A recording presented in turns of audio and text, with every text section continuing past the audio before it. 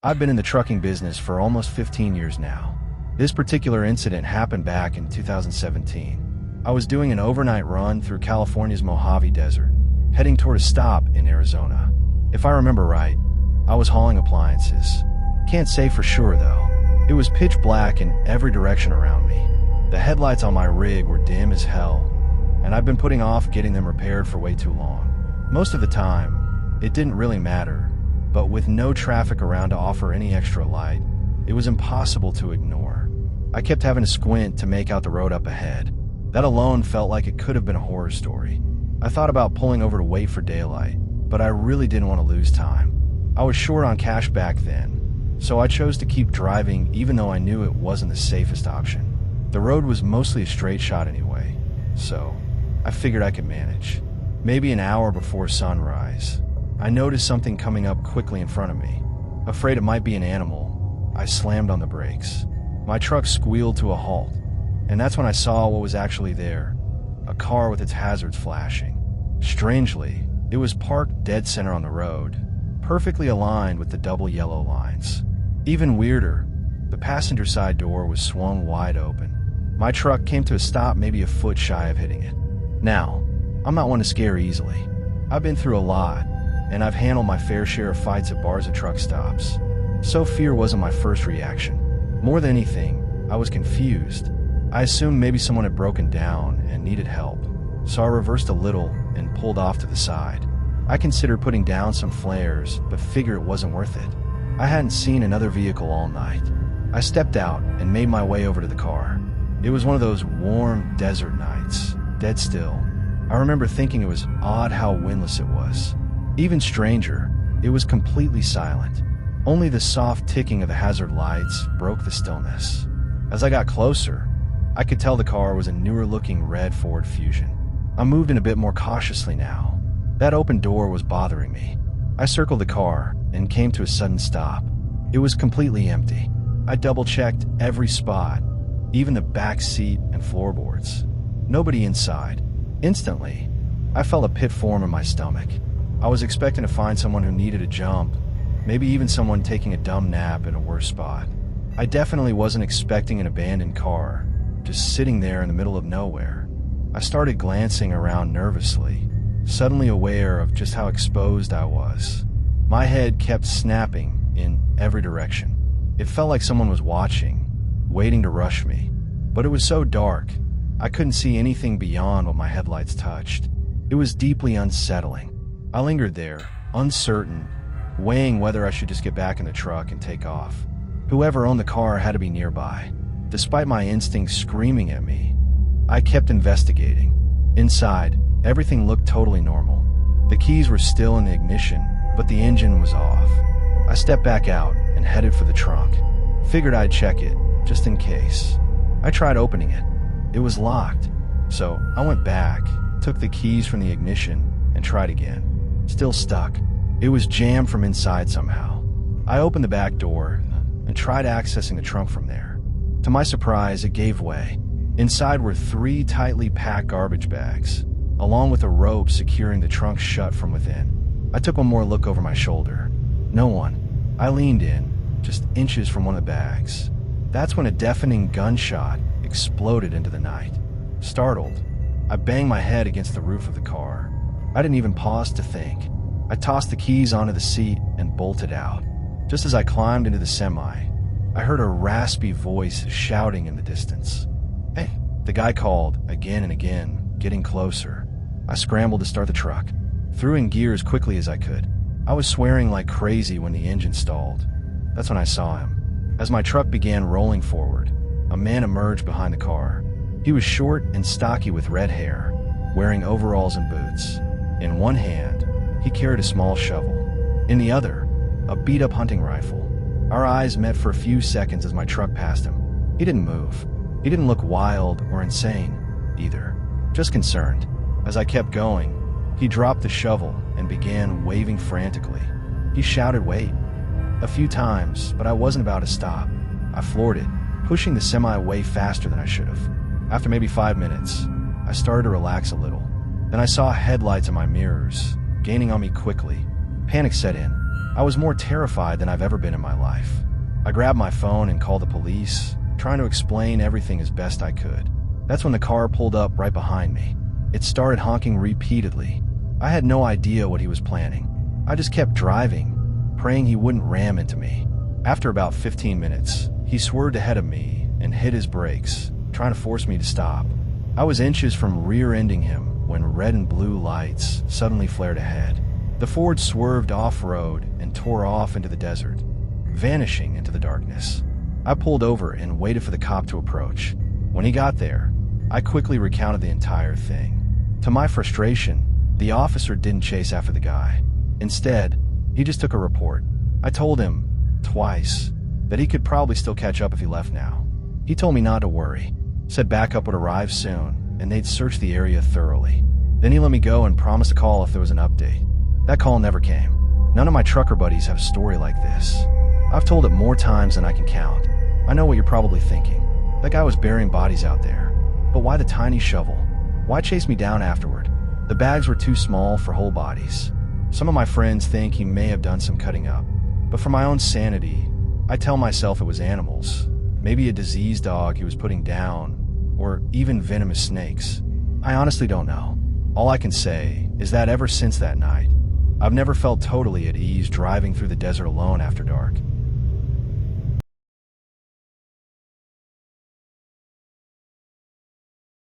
You've probably seen those modern videos online where truckers document their daily routes and offer advice.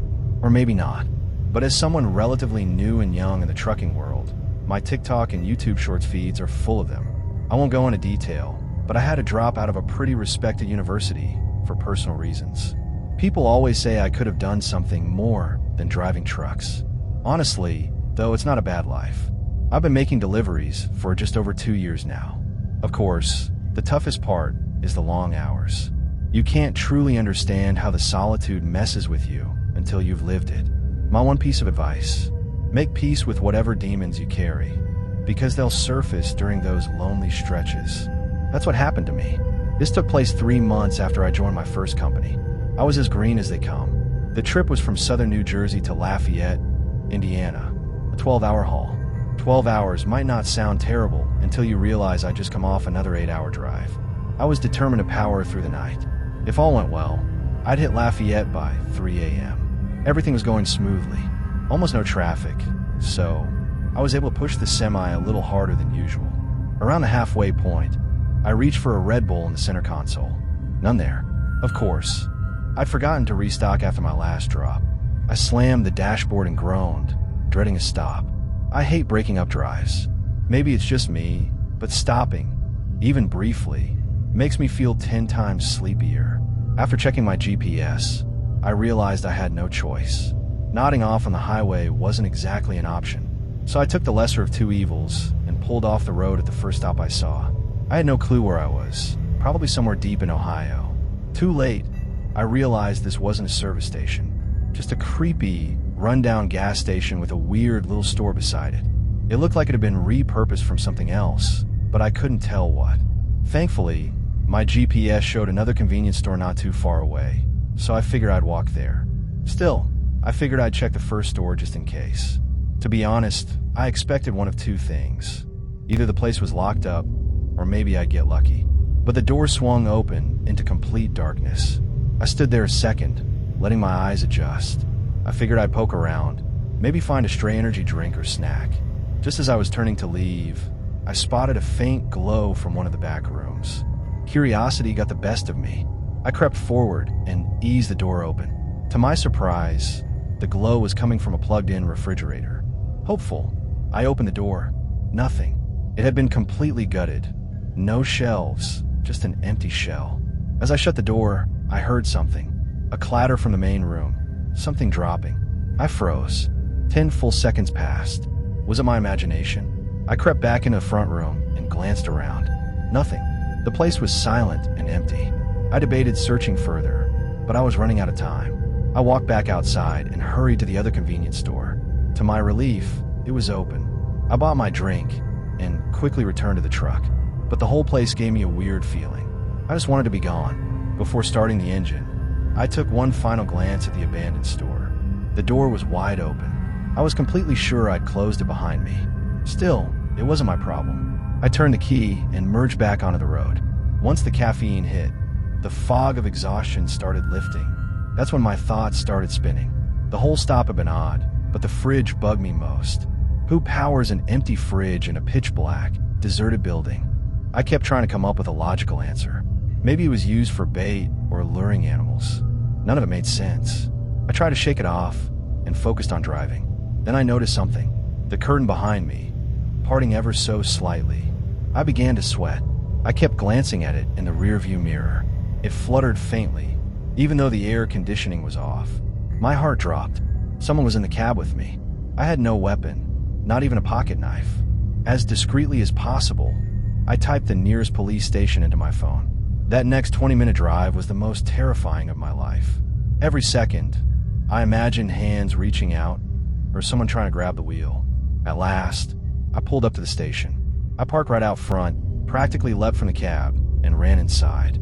Within moments, police swarmed the truck. When they opened the back of my cab, what they found was burned into my memory forever. 3 people, disheveled and homeless-looking. 2 men, 1 woman. They were filthy, wrapped in rags and blankets that looked like they hadn't been washed in years. One of the men had 2 switchblades on him. None of them spoke. They just stared, cold, hateful glares, as they were cuffed and led away. I stood there in stunned silence. What were they doing in my truck? What do they want? To this day, I still don't have answers, and I probably never will.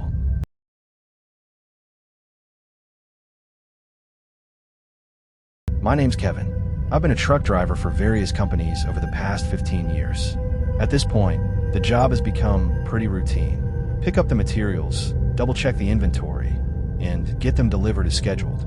Since we're not paid hourly, being efficient is the name of the game. And with all my experience, I like to think I can outwork the younger guys just getting into this field. But pushing yourself like that comes at a cost. I often push my limits, running on almost no sleep. 4 years ago, I was driving for a North Dakota-based warehouse. If you don't know, North Dakota is mostly flat terrain, which makes hauling loads a little easier. But it also meant that skipping sleep was sometimes the only way to keep your job. This happened on a cold Tuesday morning in May. Tuesdays meant a fresh wave of shipments, which meant more work on my plate. I planned to complete it in one go, plotting a direct route into Montana without stopping to rest. I left a few hours after lunch, expecting to arrive very early the next day. I pushed the semi as hard as I could, doing maybe a few miles over the limit. By the time midnight hit, I was rubbing my eyes constantly just to stay focused. Sleep was creeping in fast, but I only had about an hour left, so I pushed on. Back when I started, my buddy Tristan introduced me to smelling salts. If you've never used them, they're these intense little bottles filled with some kind of nose-burning crystals. One strong whiff, and you're alert in an instant. Tristan always warned me not to overdo it. Too many hits could be risky.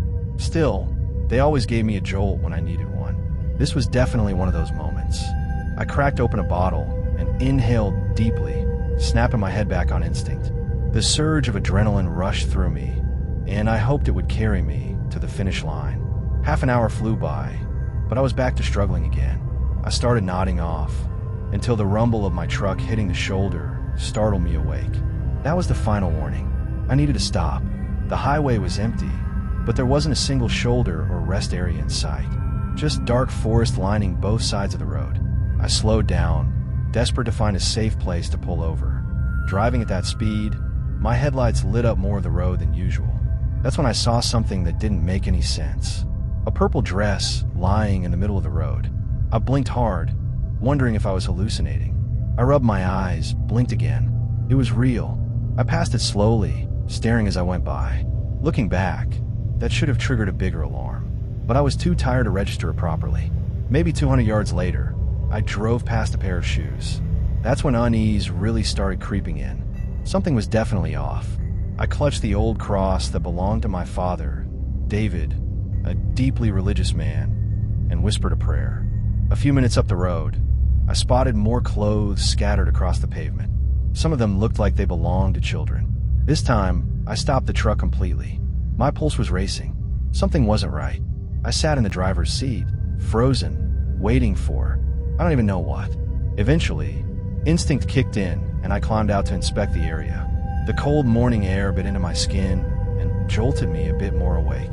I approached the pile slowly, scanning my surroundings the whole way. It was indeed children's clothing. Both boys' and girls' garments were mixed in. I turned toward the trees but couldn't see much, just blackness beyond the road. Every hair on my neck stood up. Was this some sort of setup?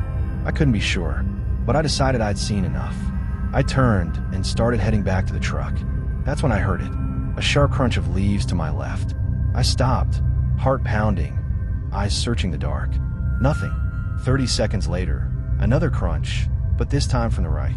Panic surged. I bolted for the truck. As I leapt into the driver's seat, a scream rang out. A child's scream, high-pitched, terrified. I froze, heart thudding so hard I could feel in my neck. What the hell was happening? Do I go check it out? Do I just drive? Another identical scream echoed through the woods. Before I could even think, I turned the engine and aimed the headlights directly at the tree line. About 30 yards in, the beams caught movement. 3 or 4 figures were partially hidden among the trees. One of them held a large speaker. They ducked out of view almost instantly, but not before I saw what they were doing. They'd been using the speaker to fake those screams, to lure me in. I swear on David's grave, that's exactly what I saw. My brain couldn't fully process it. I just sat there, stunned, staring at the spot where they had disappeared. I reached for my phone, about to call the police. That's when I heard a heavy thud hit the side of the truck. Something had been thrown from behind. That was enough. I slammed the gear into drive and floored it. As I pulled away, I caught one more glimpse, someone on the opposite side of the road. They yelled something unintelligible and hurled an object at the cab. It cracked the passenger side window. I didn't stop again. I drove the remaining hour in total silence. Too wired to feel tired. Too scared to make sense of what had just happened. Eventually, I completed the delivery. I parked, crawled into the sleeper berth, and crashed. I must have slept a solid 10 hours. When I woke up, I called the police and told them everything. They said they'd investigate and let me know if anything turned up. I thought back on everything and couldn't believe I'd gotten out of the truck. It was stupid, I knew better, but hearing what sounded like children in danger, I couldn't just ignore that. Still, I had no clue who those people were or what they wanted. They could have rushed me in the dark. Why didn't they? What would have happened if I had followed the sound? I don't want to know. In all my years on the road, nothing, absolutely nothing, has ever come close to being as disturbing as that night.